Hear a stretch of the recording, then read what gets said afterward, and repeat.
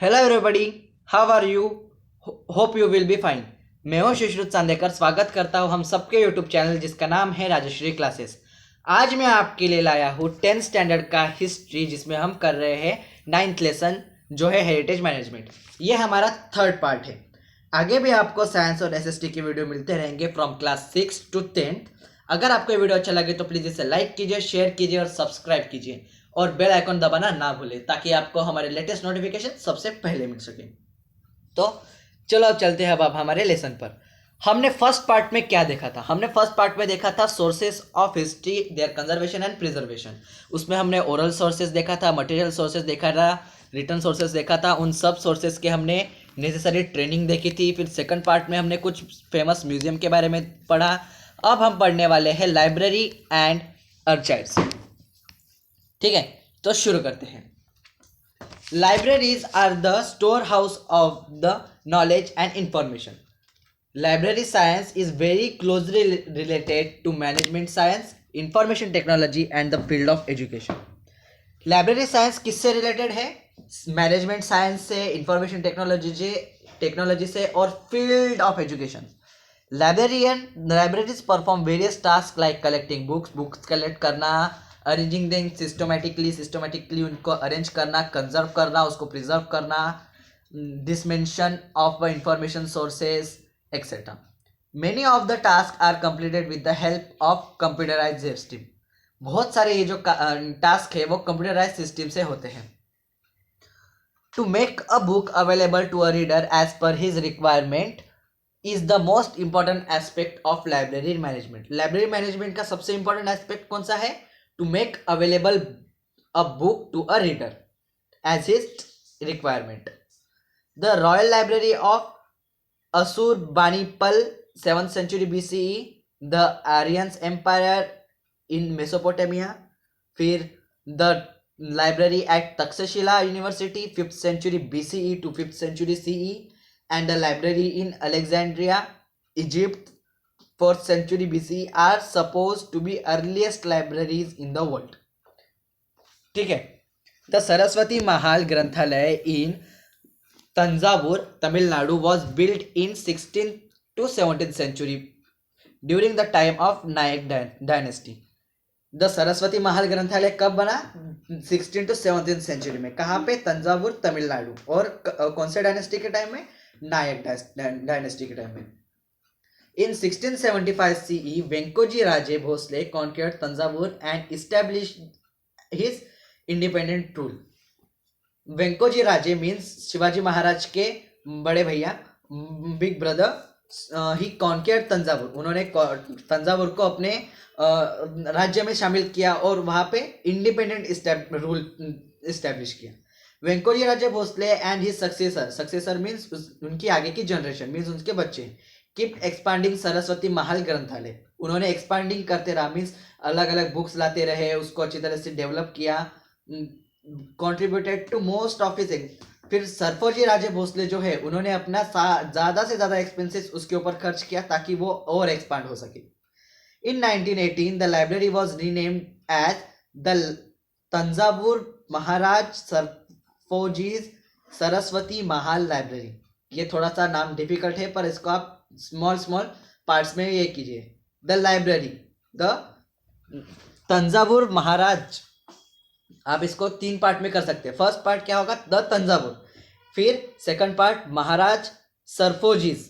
फिर third part Saraswati Mahal library. ठीक है, इन हिज ऑनर, उनके ऑनर में बनाया गया। There are several noteworthy libraries in India. For instance, कुछ देर के हम national library Kolkata, Nehru memorial museum and library Delhi, state central library Hyderabad, library of Asiatic society and द्रविड्स ससून लाइब्रेरी मुंबई में। ठीक है, आगे बढ़ते हैं। From the technical point of view, the management of archives is akin to library management. मतलब technical point से अगर हम देखते हैं तो आर्काइव्स को मैनेज करना एक इम्पॉर्टेंट पार्ट है लाइब्रेरी मैनेजमेंट का। Preserving documents with important content in their original conditions, preparing index, जो मैंने फर्स्ट पार्ट में आपको बताया था, अगर आपने देखा नहीं हो तो प्लीज़ देख लीजिए, and creating accurate system of retrieval of documents are the important task in the management of archives. तो इसमें हमने क्या क्या देखा? इसमें हमने देखा कि डॉक्यूमेंट प्रिजर्व करने के लिए उसकी ओरिजिनल कंडीशन हमें अच्छी तरीके से देखनी चाहिए, उसके ऊपर इंडेक्स बनाना चाहिए, मीन्स अच्छी तरीके से उसको सिंबल देने चाहिए ताकि हम उसको अच्छी तरीके से समझ सकें. फिर एक एक्यूरेट इंपॉर्टेंट सिस्टम हमें बनानी पड़ेगी ताकि हम उसको अच्छी तरीके से मैनेज कर सके. And different documents from the archives are suppose to be very reliable. Document जो मिलते हैं आर्काइव से वो सबसे ज़्यादा रिलायबल माने जाते हैं because of the heavy dependency of computerized system. Information technology has become an inevitable part of a management of library and archives. archives जो डॉक्यूमेंट्स है उसे रिलायबल क्यों माना जाता है? क्योंकि उसकी dependency on computer system information technology become an inevitable part of a management.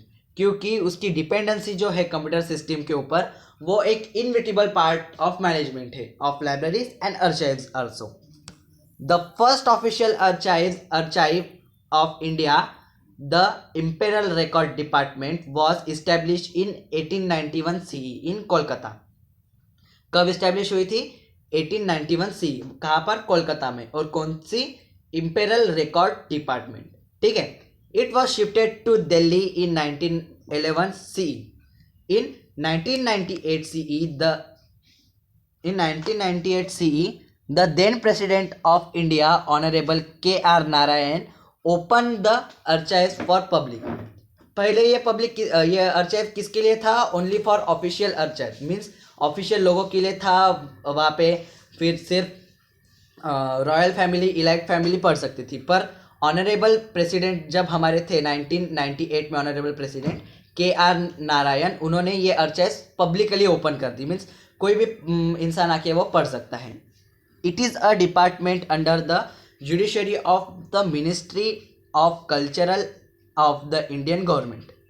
ये कौन से डिपार्टमेंट में आता है? Judiciary of ministry of culture of the Indian government. ठीक है.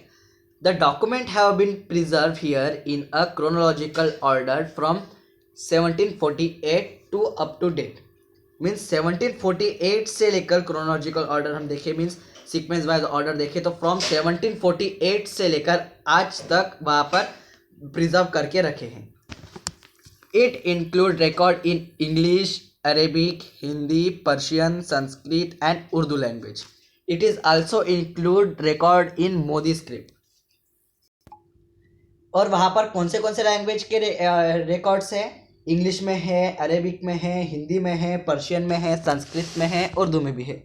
और वहाँ पर मोडी स्क्रिप्ट, मोडी स्क्रिप्ट का भी रिकॉर्ड वहाँ पर है. मोडी स्क्रिप्ट एक स्क्रिप्ट है जो मराठी में यूज़ की जाती है लिखने के लिए. ठीक है. This record are classified in 4 categories.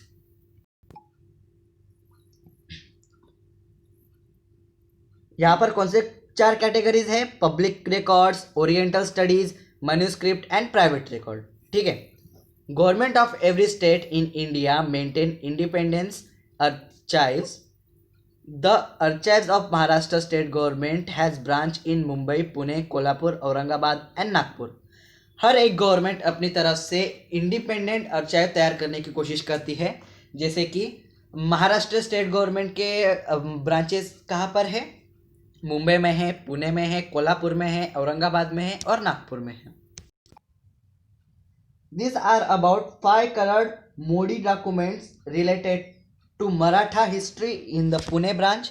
These documents are referred to as Peshwa दफ्तर. मोडी स्क्रिप्ट को और कौन सा ये बोलते हैं? पेशवा दफ्तर भी कहते हैं, जो पुणे ब्रांच में है. ठीक है. अब 9.4 encyclopaedias. Encyclopedias is a systematic complication of information or knowledge of various topics. Encyclopedia क्या है? सिस्टोमेटिक कॉम्प्लिकेशंस है जो इंफॉर्मेशन देती है या फिर नॉलेज देती है अलग अलग टॉपिक्स के बारे में. द इंफॉर्मेशन और knowledge is encyclopedia is arrange with a specified method. Information या फिर नॉलेज इन एनसाइक्लोपीडिया अच्छी तरीके से अरेंज किया जाता है एक स्पेसिफाइड मेथड से. Organizing available knowledge and making it accessible is the main objective of encyclopedia. Encyclopedia का मेन ऑब्जेक्टिव क्या है? सबको इक्वली नॉलेज मिल सके हर टॉपिक के बारे में. ये है एनसाइक्लोपीडिया का objective, main objective. Benefits of encyclopedia. Encyclopedias make vast volume of knowledge accessible to readers. Encyclopedia क्या करता है? सबको ज़्यादा नॉलेज देता है. जो भी रीडर है उसको ज़्यादा नॉलेज मिलता है. It can help in satisfying their curiosity. Encyclopedias provide fundamental information of any topic in order to understand it properly. Encyclopedia provide fundamental information means उसकी एक बेसिक इंफॉर्मेशन दे देता है कौन से भी टॉपिक के बारे में. Does the reader get motivated to read extensively. इसकी वजह से रीडर एक मोटिवेशन मिलता है कि उसके बारे में वो और पढ़े. Encyclopedias make the existence knowledge easily available to scholars and researcher and also highlights the research area which have not yet received enough attention. Encyclopedia क्या करता है? एक एक्सटेंट नॉलेज को भी इजीली अवेलेबल कर देता है, जो स्कॉलर्स को भी, रिसर्चर्स को भी, and also highlight to the research which are not received enough attention.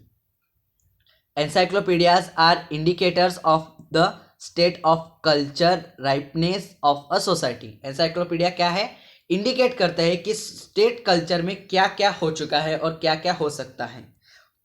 It intellectual and cultural needs of the society determine what kind of encyclopedia literature would be created.